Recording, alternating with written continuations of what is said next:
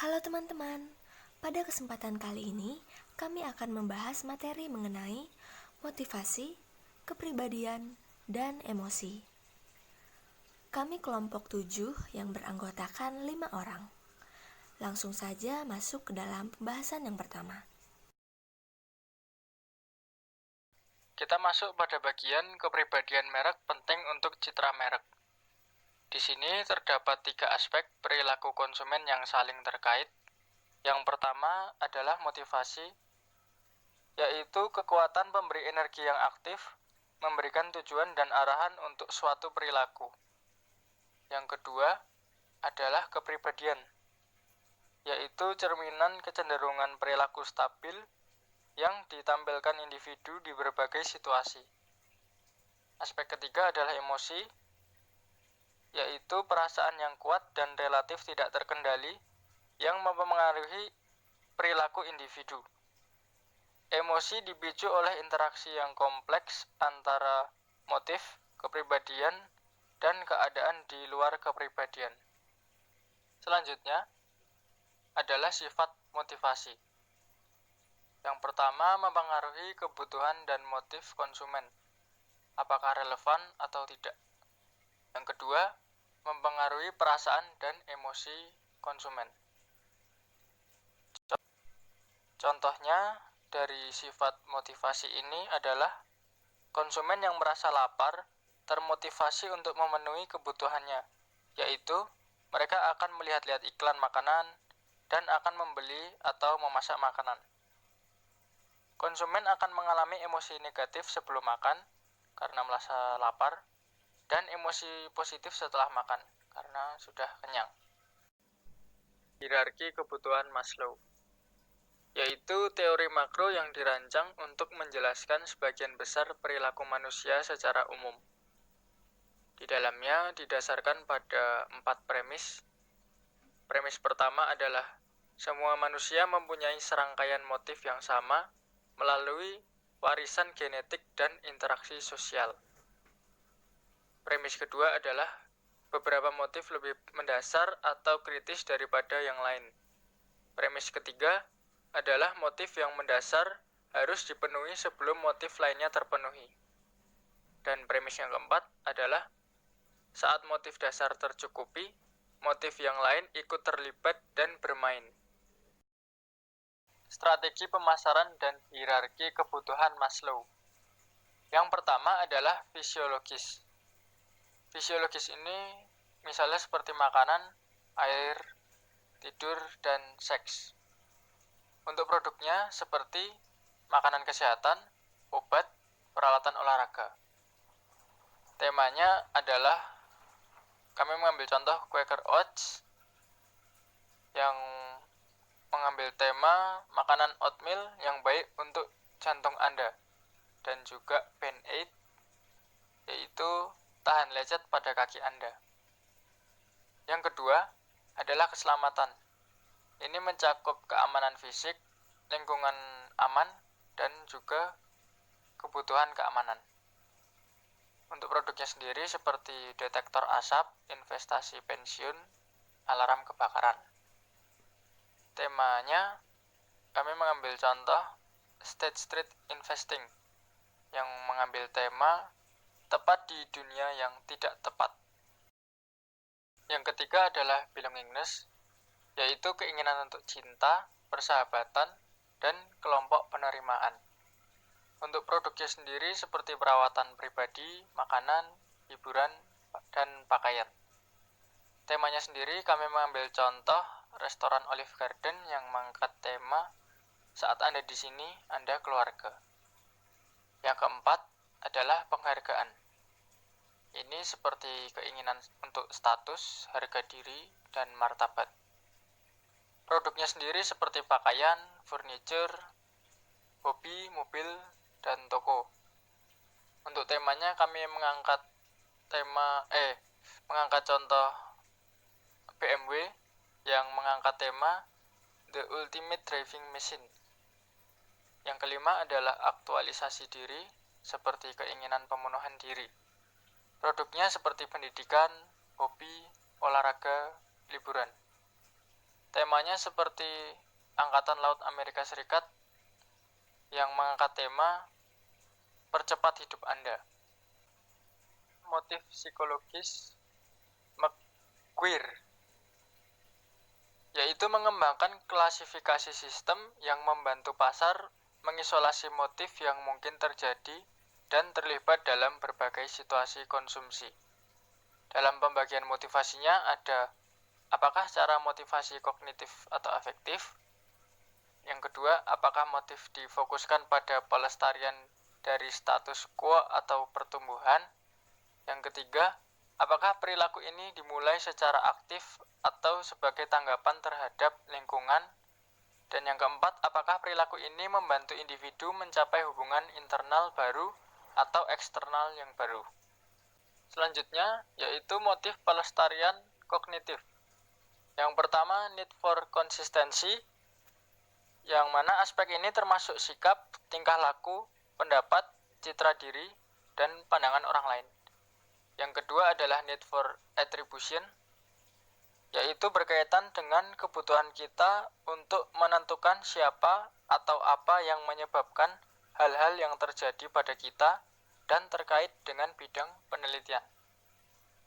Yang ketiga, need to categorize, yaitu kebutuhan seseorang untuk mengatur dan mengkategorikan informasi dan pengalaman yang mereka temui secara bermakna namun dikelola. Dan yang keempat, need for objectification, yaitu mencerminkan kebutuhan untuk mengamati isyarat dan simbol yang memungkinkan orang untuk menyimpulkan apa yang mereka rasakan dan ketahui.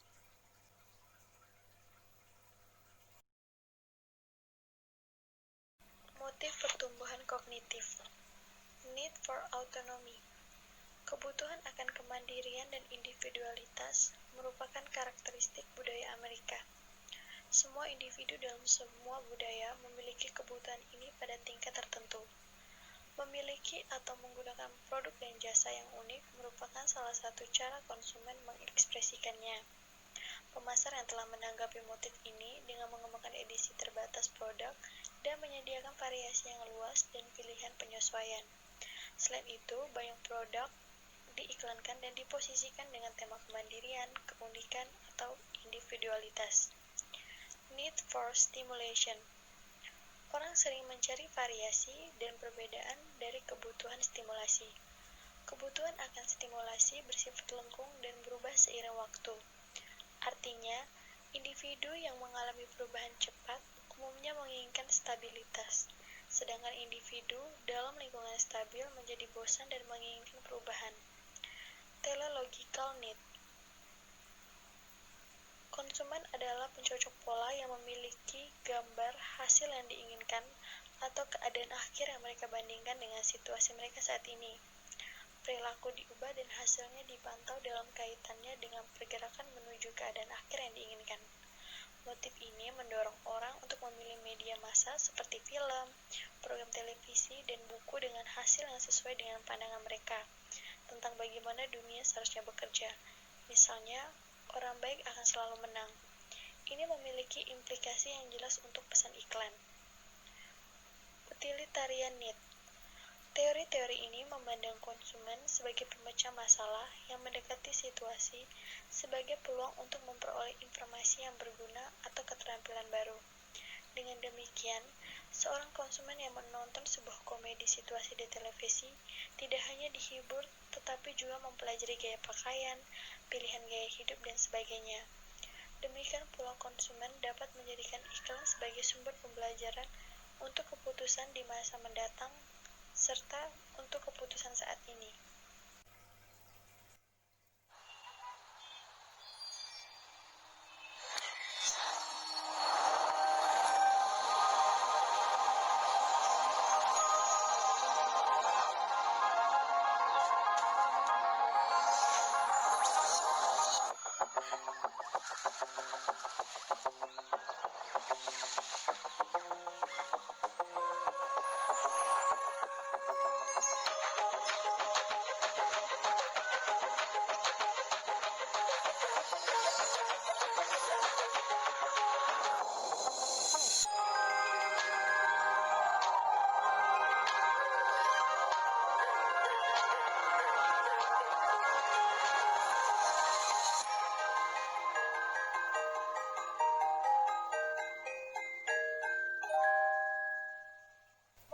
pelestarian afektif.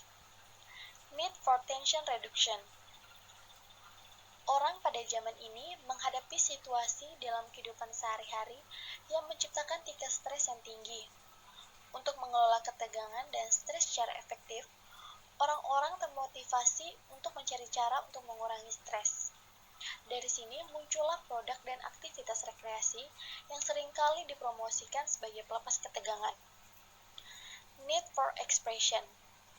Motif ini berkaitan dengan kebutuhan untuk mengekspresikan identitas seseorang kepada orang lain. Orang merasa perlu untuk memberitahu orang lain siapa mereka melalui tindakan mereka yang meliputi pembelian dan penggunaan barang. Pembelian banyak produk seperti pakaian dan mobil memungkinkan konsumen untuk mengekspresikan identitasnya kepada orang lain karena produk tersebut memiliki makna simbolis. Misalnya, jam tangan berorientasi mode seperti Swatch memenuhi lebih dari sekedar kebutuhan fungsional untuk memberitahukan waktu. Jam tangan memungkinkan konsumen untuk mengekspresikan diri mereka. Need for ego defense. Kebutuhan untuk mempertahankan identitas atau ego seseorang adalah motif penting lainnya. Ketika identitas seseorang terancam, orang tersebut termotivasi untuk melindungi konsep dirinya dan memanfaatkan perilaku dan sikap defensif. Banyak produk dapat memberikan pertahanan ego. Konsumen yang merasa tidak aman mungkin mengandalkan merek terkenal untuk produk yang terlihat secara sosial untuk menghindari kemungkinan melakukan pembelian yang salah secara sosial. Need for reinforcement.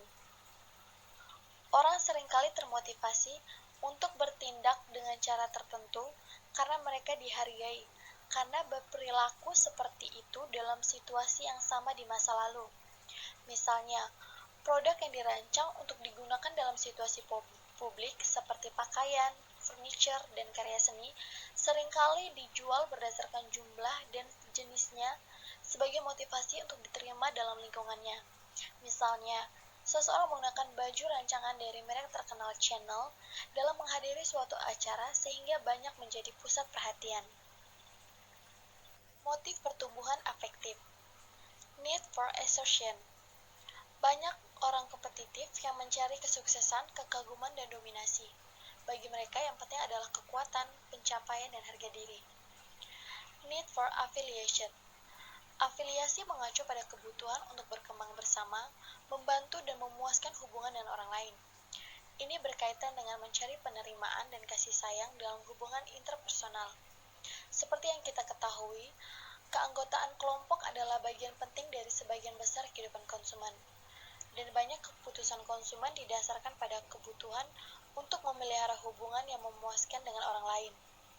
Pemasar sering menggunakan tema berbasis afiliasi seperti "Karena aku sayang anakku" dalam iklan Force Magic. Need for identification. Kebutuhan akan hasil identifikasi di konsumen memainkan berbagai peran. Seseorang dapat memainkan peran sebagai mahasiswa, perkumpulan mahasiswa, karyawan toko buku, dan banyak lagi lainnya. Pemasar mendorong konsumen untuk mengambil peran baru dan memposisikan produk untuk peran tertentu. Need for modeling. Kebutuhan pemodelan mencerminkan kecenderungan untuk mendasarkan perilaku orang lain. Kecenderungan untuk memodelkan menjelaskan beberapa kesesuaian yang terjadi dalam kelompok referensi. Pemasar menggunakan motif ini dengan menunjukkan tipe yang diinginkan dari individu yang menggunakan merek mereka. Contohnya, Samsung menjadikan Blackpink sebagai brand ambassador agar menarik minat anak muda.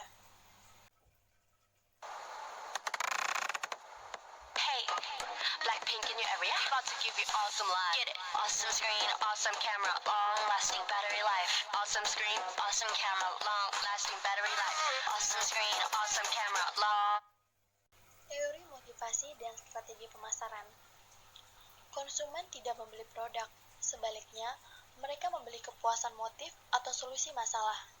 Misalnya, sebuah studi tentang pembeli Lamborghini di Amerika Serikat menemukan bahwa beberapa didorong oleh kekuasaan dan status atau kebutuhan akan pernyataan, yang lain oleh kegembiraan dan petualangan atau kebutuhan untuk stimulasi, dan lainnya oleh pelarian atau kebutuhan untuk pengurangan ketegangan. Motif semacam ini tidak terbatas pada Amerika Serikat. Pertanyaan penting yang sering muncul adalah, apakah pemasar menciptakan kebutuhan? Jawabannya sebagian bergantung pada apa yang dimaksud dan istilah kebutuhan. Jika digunakan untuk merujuk pada motif dasar, jelas bahwa pemasar jarang sekali menciptakan kebutuhan. Permintaan adalah kesediaan untuk membeli produk atau jasa tertentu. Itu disebabkan oleh kebutuhan atau motif. Misalnya, iklan obat kumur mungkin menggunakan tema yang menyatakan bahwa tanpa obat kumur, orang tidak akan menyukai Anda karena Anda memiliki bau mulut. Pesan ini mengaitkan obat kumur dengan kebutuhan yang ada untuk berafiliasi dengan harapan menciptakan permintaan akan merek. Menemukan motif pembelian. Gambar 10.1 mengilustrasikan bagaimana kedua jenis motif tersebut dapat memengaruhi pembelian. Tugas pertama manajer pemasaran adalah menentukan kombinasi motif yang mempengaruhi pasar sasaran. Motif nyata relatif mudah ditentukan dibandingkan motif laten. Misalkan, seorang peneliti pemasaran bertanya kepada konsumen mengapa dia memutuskan untuk memakai pakaian J. Crew. Motif yang diketahui dan diakui secara bebas disebut motif yang nyata. Motif apapun yang telah kita bahas bisa jadi nyata. Namun, motif yang sesuai dengan sistem nilai yang berlaku di masyarakat lebih mungkin terwujud daripada motif yang bertentangan dengan nilai-nilai tersebut. Seperti yang kita lihat dalam tabel, motif nyatanya adalah pembeli menganggap baju J. Crew sangat keren dan memiliki berbagai ukuran dan warna. Pakaiannya berkualitas tinggi dan sangat nyaman, dan salah satu temannya ada yang memakai pakaian J. Crew. Selain itu, motif kelompok kedua yang dijelaskan dalam tabel tidak diketahui oleh konsumen atau dia enggan untuk mengakuinya. Motif semacam itu adalah motif laten. Seperti yang kita lihat dalam tabel, motif laten dari pembelian baju J. Crew adalah pembeli ingin menunjukkan bahwa ia canggih dan mengikuti mode. Dan pembeli berpikir bahwa baju J. Crew adalah merek kelas atas yang akan membantunya lebih kelihatan kuat dan populer. Selanjutnya yang kedua adalah strategi pemasaran berdasarkan berbagai motif. Setelah seorang manajer mengisolasi kombinasi motif yang mempengaruhi pasar sasaran, tugas selanjutnya adalah merancang strategi pemasaran di sekitar rangkaian motif yang sesuai. Dan juga salah satu pertimbangannya yang paling utama adalah sejauh mana lebih dari satu motif itu penting. Setiap iklan tertentu mungkin hanya berfokus pada satu atau beberapa motif pembelian. Namun hal ini perlu mencakup semua motif pembelian penting dari pasar sasaran untuk memposisikan produk dalam memori skematik mereka dengan cara yang sesuai dengan motif nyata dan laten mereka untuk produk tersebut. Terus yang ketiga adalah motivasi dan keterlibatan konsumen. Keterlibatan adalah keadaan motivasi yang disebabkan oleh persepsi konsumen bahwa suatu produk, merek atau iklan relevan atau menarik. Kebutuhan memainkan peran yang kuat dalam menentukan apa yang relevan atau menarik bagi konsumen. Keterlibatan itu sendiri penting bagi pemasar karena mempengaruhi banyak perilaku konsumen. Misalnya, keterlibatan konsumen meningkatkan perhatian, pemrosesan analitis, pencarian informasi, dan mulut ke mulut. Selanjutnya, keterlibatan juga penting bagi pemasar karena mempengaruhi strategi pemasaran. Misalnya, konsumen dengan keterlibatan tinggi cenderung menjadi ahli produk dan lebih terbujuk oleh iklan yang menyertakan informasi produk yang terperinci. Begitu pula sebaliknya, di sisi lain, konsumen dengan keterlibatan rendah, maka konsumen tersebut kurang memiliki keahlian dalam produk, hanya lebih terbujuk pada gambar, emosi, dan sumber pesan yang mereka lihat. Selanjutnya yang keempat yaitu strategi pemasaran berdasarkan konflik motivasi. Penyelesaian konflik motivasi sering mempengaruhi pola konsumsi. Dalam banyak kasus, pemasar dapat menganalisis situasi yang kemungkinan besar akan mengakibatkan konflik motivasi, memberikan solusi untuk konflik tersebut, dan dengan demikian mendorong pembelian merek mereka.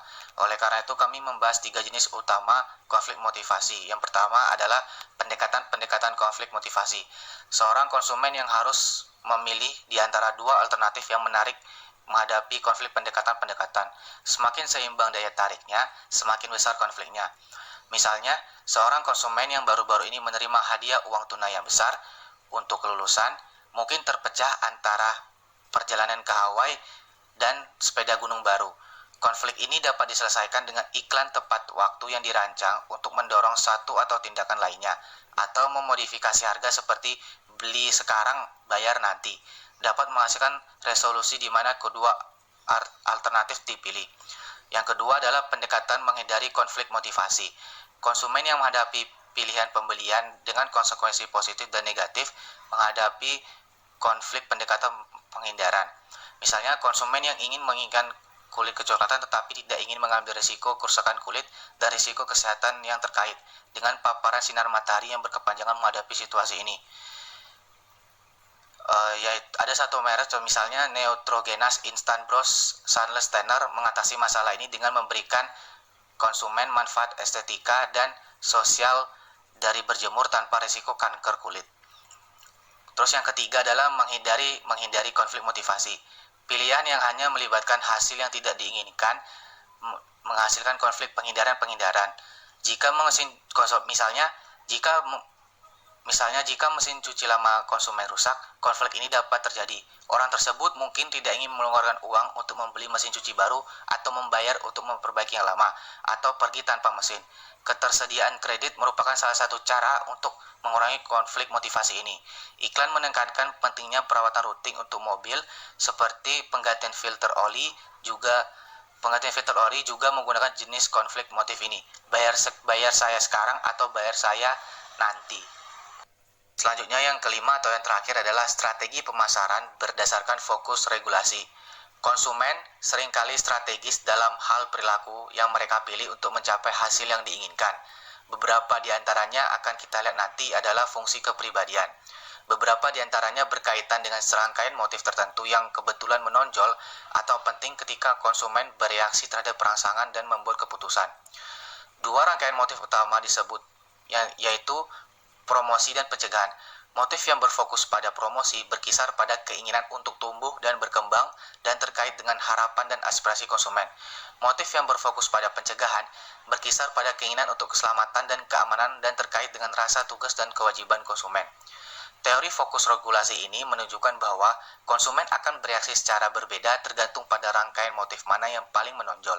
Ketika motif yang berfokus pada promosi lebih menonjol, maka konsumen berusaha untuk mendapatkan hasil yang positif, berpikir dalam istilah yang lebih abstrak, membuat keputusan lebih berdasarkan pada pengaruh dan emosi, dan lebih memiliki kecepatan versus akurasi dalam pengambilan keputusan. Dan selanjutnya ketika motif yang berfokus pada pencegahan lebih menonjol, maka konsumen berusaha menghindari hasil yang negatif, berpikir dalam istilah yang lebih konkret, membuat keputusan yang lebih berdasarkan informasi substantif faktual, dan lebih memilih akurasi daripada kecepatan dan dalam pengambilan keputusan mereka. Selanjutnya, kita akan membahas tentang kepribadian atau yang disebut juga personality. Kepribadian adalah kecenderungan respon karakteristik individu dalam situasi serupa. Dengan demikian, dua konsumen mungkin memiliki kebutuhan yang sama untuk pengurangan ketegangan, tetapi berbeda dalam tingkat ekstroversi mereka, dan sebagai konsekuensinya, terlibat dalam perilaku yang sangat berbeda yang dirancang untuk memenuhi kebutuhan itu. Teori sifat adalah teori yang ditemukan paling berguna dalam konteks pemasaran. Dia memiliki asumsi bahwa, yang pertama, semua individu memiliki karakteristik internal atau ciri yang berkaitan dengan kecenderungan tindakan. Lalu, yang kedua, terdapat perbedaan yang konsisten dan terukur antar individu pada karakteristik tersebut. Dalam kepribadian atau personality, terdapat dua pendekatan, yaitu yang pertama pendekatan multi-trait. Beberapa penelitian sifat mencoba memeriksa seluruh profil kepribadian konsumen di seluruh dimensi yang relatif lengkap. Secara khusus, teori ini mengidentifikasi beberapa ciri yang dalam kombinasi menangkap sebagian besar kepribadian individu. Teori multi-trait yang paling umum digunakan oleh pemasar adalah model 5 faktor. Slide berikutnya akan menjelaskan tentang model 5 faktor tersebut. Berikut adalah tabel mengenai 5 faktor model dalam personality atau kepribadian. Ada 5 bagian. Yang pertama ada ekstroversi. Ekstroversi itu lebih suka berada dalam kelompok besar daripada sendirian, banyak bicara saat bersama orang lain, serta mempunyai kepribadian yang mencolok. Lalu, yang kedua ada ketidakstabilan. Ketidakstabilan itu contohnya murung, emosional, dan mudah tersinggung. Yang ketiga ada persetujuan. Persetujuan itu ada simpatik, baik kepada orang, sopan dengan orang lain. Lalu, yang keempat ada keterbukaan dalam pengalaman. Keterbukaan dalam pengalaman ini ada imajinatif, apresiasi seni, dan menemukan solusi baru. Yang kelima ada kesadaran. Kesadaran ini mengenai kecermatan, ketepatan, dan efisiensi. 5 keuntungan dari pendekatan multi-trait seperti ini adalah gambaran luas yang memungkinkan dari faktor penentu perilaku. Misalnya, penelitian difokuskan pada dimensi tunggal ekstrovert dan menemukan bahwa mereka yang mengeluh tentang pembelian yang tidak memuaskan cenderung ekstrovert. Pendekatan yang kedua adalah pendekatan sifat tunggal. Teori sifat tunggal menekankan suatu ciri kepribadian sebagai sesuatu yang sangat relevan untuk memahami serangkaian perilaku tertentu. Berikut sifat yang ada dalam pendekatan sifat tunggal. Yang pertama ada etnosentrisme konsumen. Etnosentrisme konsumen mencerminkan perbedaan individu dalam kecenderungan konsumen menjadi bias terhadap pembelian produk luar negeri. Konsumen yang memiliki etnosentrisme rendah cenderung lebih terbuka terhadap budaya lain, kurang konservatif, dan lebih terbuka untuk membeli buatan luar negeri. Konsumen yang memiliki etnosentrisme tinggi cenderung kurang terbuka terhadap budaya lain, lebih cenderung konservatif, dan lebih cenderung menolak produk buatan dan memilih produk domestik. Lalu yang kedua ada kebutuhan akan kognisi. Kebutuhan kognisi mencerminkan perbedaan individu dalam kecenderungan konsumen untuk terlibat dan menikmati pemikiran. Lalu yang ketiga ada kebutuhan konsumen akan keunikan. Kebutuhan konsumen akan keunikan mencerminkan perbedaan individu dalam kecenderungan konsumen untuk mengejar perbedaan relatif terhadap orang lain melalui perolehan, pemanfaatan, dan disposisi barang konsumen. Ini memengaruhi apa yang dimiliki dan dihargai konsumen, mengapa mereka memilikinya, dan bagaimana mereka menggunakannya. Konsep tersebut sesuai dengan praktik pemasaran yang semakin umum tentang kelangkaan yang disengaja. Memproduksi lebih sedikit barang daripada permintaan yang diprediksi. Strategi seperti itu membantu menjaga keunikan produk dan meningkatkan kekhasan serta status pemiliknya. Selanjutnya, kita akan membahas mengenai penggunaan kepribadian dalam praktik pemasaran. Kepribadian merek adalah sekumpulan karakteristik manusia yang menjadi terkait dengan sebuah merek. Peneliti telah menarik kesimpulan berikut tentang kepribadian merek. Yang pertama, konsumen dengan mudah menetapkan karakteristik manusia pada merek.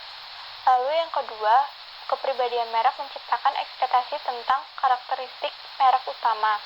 Lalu yang terakhir, kepribadian merek seringkali menjadi dasar hubungan jangka panjang dengan merek. Kemampuan kepribadian merek untuk memengaruhi hubungan pelanggan sangat penting, dan suatu studi memberikan wawasan kunci. Secara khusus, hubungan konsumen dengan merek tulus ditemukan semakin dalam seiring berjalannya waktu di sepanjang garis persahabatan. Selain itu, hubungan konsumen dengan merek yang menarik ditemukan melemah dari waktu ke waktu di sepanjang garis hubungan asmara yang berumur pendek. Namun, keunggulan untuk merek yang tulus ini mengharuskan merek tersebut secara konsisten memberikan kualitas tinggi. Lembaga non-profit juga bisa mendapatkan keuntungan dari memahami dan mengelola kepribadian merek. Suatu studi menunjukkan bahwa organisasi nirgala atau dibandingkan dengan organisasi nirgala umumnya dipandang lebih hangat tetapi kurang kompeten. Kehangatan terkait dengan dimensi ketulusan pada gambar 10 strip 2.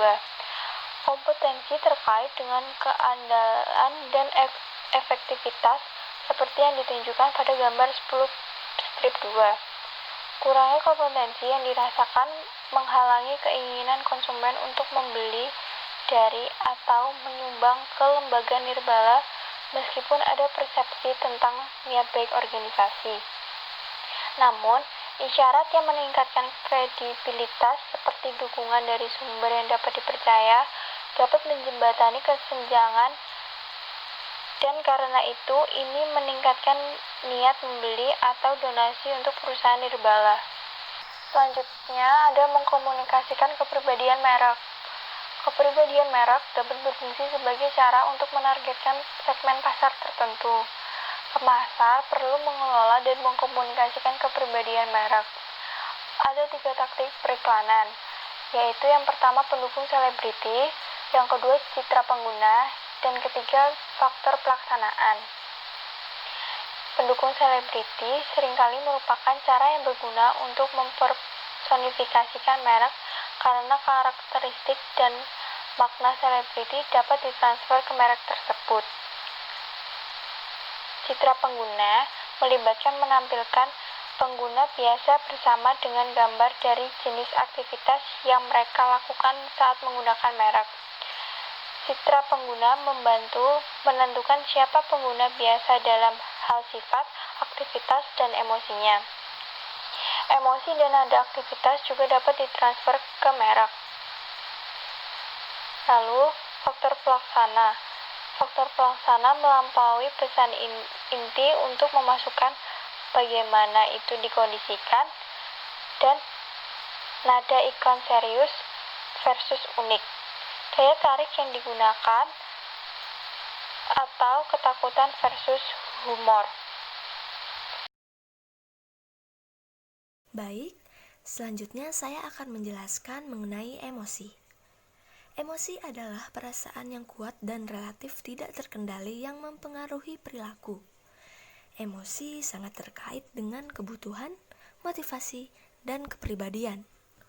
Kebutuhan yang belum terpenuhi menciptakan motivasi terkait dengan komponen gairah emosi.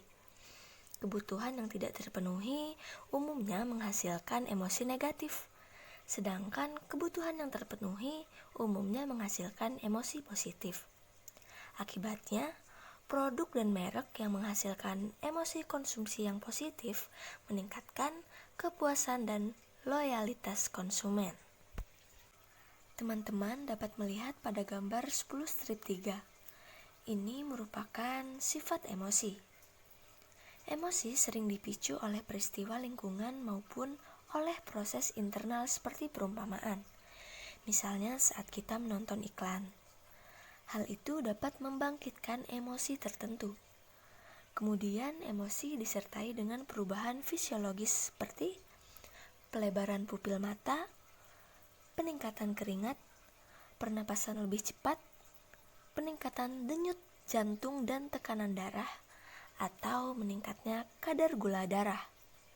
Selanjutnya terjadi emosi berdasarkan situasi, yang merujuk pada perasaan tertentu, mempengaruhi misalnya pada aspek suka atau tidak suka dari perasaan tertentu itu tadi. Kemudian dapat berdampak pada tingkah laku serta pemikiran kita. Jenis emosi. Teman-teman dapat melihat lagi pada tabel 10 strip 4. Ini mengenai dimensi emosional, emosi, dan indikator dari emosi. Nah, di sini terdapat 3 dimensi, yaitu pleasure atau kesenangan, arousal atau gairah, dan dominance atau dominasi. Pada dimensi pleasure, saya akan mengambil contoh affection. Di sini terdiri dari indikator loving, affectionate, dan friendly. Jadi, saat emosi affection atau kasih sayang terjadi, kita itu seperti merasakan penuh kasih, penyayang, dan ramah. Seperti itu ya teman-teman. Kemudian dimensi arousal, saya mengambil contoh interest, yaitu indikatornya attentive dan curious. Nah, jadi maksudnya saat emosi interest atau ketertarikan ini terjadi, nah yang kita rasakan itu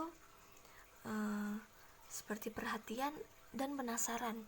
Jadi kita itu seperti merasakan ingin tahu seperti itu. Nah, kemudian dimensi dominance atau dominasi. Saya akan mengambil contoh yaitu sadness. Indikatornya ada sad, distressed. Nah, jadi saat emosi sadness ini terjadi, kita akan merasa sedih atau tertekan, seperti itu. Emosi dan strategi pemasaran.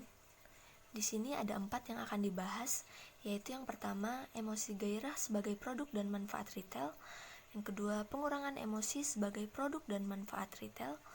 Dan yang ketiga, penanganan konsumen dalam pertemuan produk dan layanan.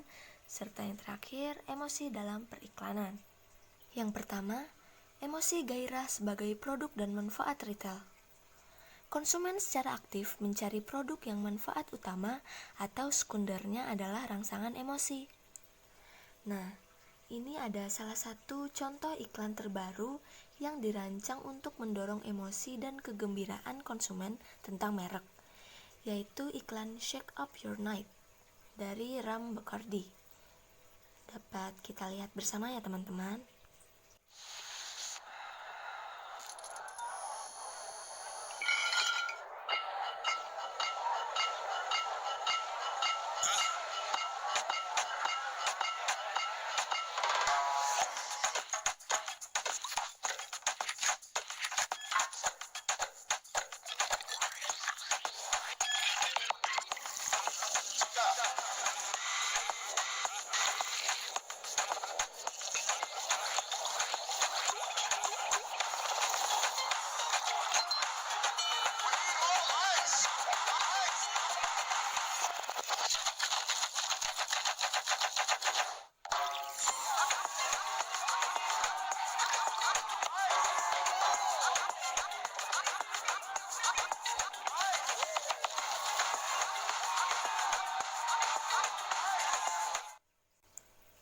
Nah, seperti itu dia teman-teman videonya. Perusahaan dapat berinvestasi dalam perbaikan hubungan dengan banyak cara, termasuk waktu, tenaga, maupun investasi peralatan untuk pelanggan. Penelitian menunjukkan upaya pemasaran relasional dari pihak perusahaan mengarah pada hasil berikut. Meningkatkan rasa syukur konsumen, ini berkaitan dengan kepuasan pelanggan. Meningkatkan kepercayaan konsumen pada perusahaan, peningkatan pembelian pelanggan, meningkatnya perilaku timbal balik berbasis rasa syukur. Ini contohnya seperti pelanggan yang membeli produk lain dari perusahaan tersebut.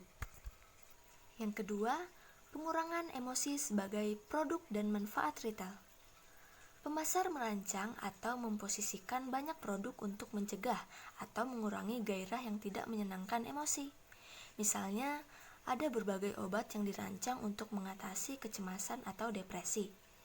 Minuman beralkohol yang dikonsumsi orang-orang saat menghadapi masalah yang bertujuan untuk mengurangi stres.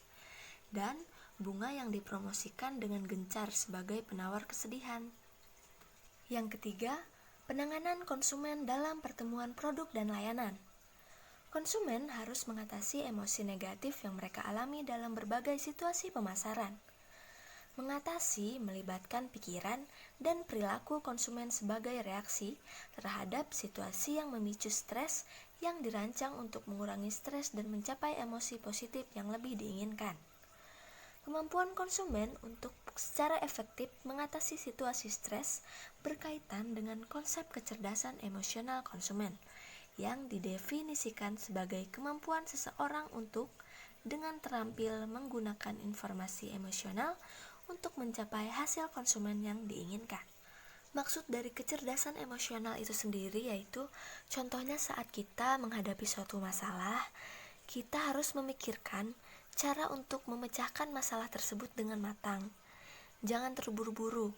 Kita sebaiknya menghindari perilaku mengambil keputusan dengan cepat. Sebisa mungkin memanfaatkan situasi sebaik-baiknya, seperti itu. Yang keempat atau yang terakhir, emosi dalam periklanan. Emosi dapat memainkan berbagai peran dalam periklanan.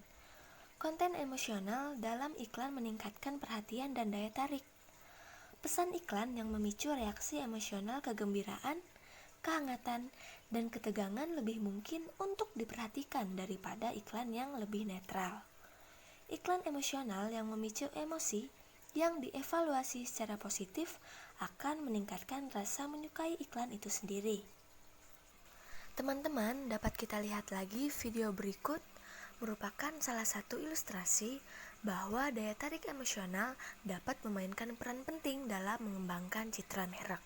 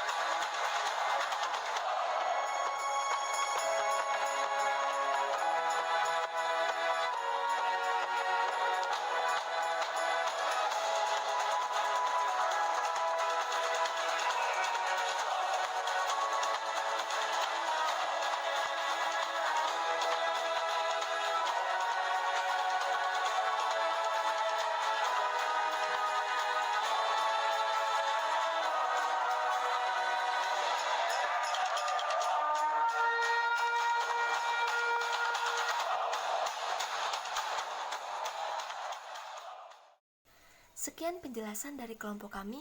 Terima kasih.